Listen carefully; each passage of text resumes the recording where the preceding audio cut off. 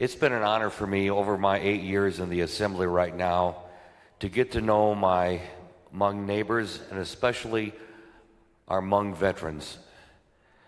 I've attended many Hmong funerals. I've attended Hmong weddings. I've been blessed to be part of a string blessing ceremony.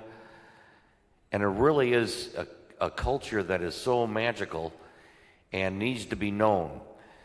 One of the veterans told me that in the 90s in the Wausau area, people thought he was from China.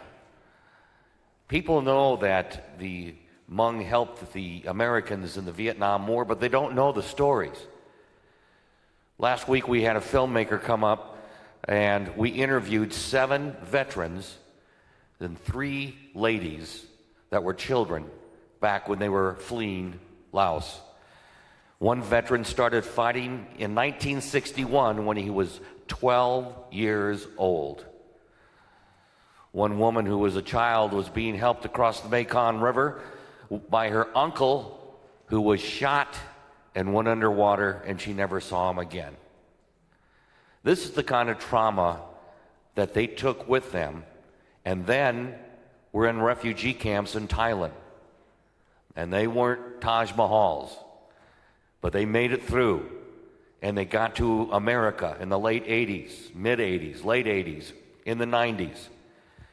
And what's amazing, what is truly amazing from the people that I have met and worked with, from these veterans who now only number about 250 left here in the state of Wisconsin, what's amazing, every single one of the 7 veterans that we talked to last week, all 3 women, all the hardships they went through, all the racist comments they went through when they came here and transitioned, they all said, every single one, that the United States is the best country in the world.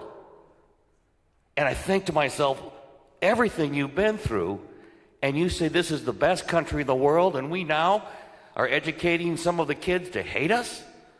We need some lessons from these folks that gave it all up, that gave up their homeland, their life, and came and reestablished here in the United States.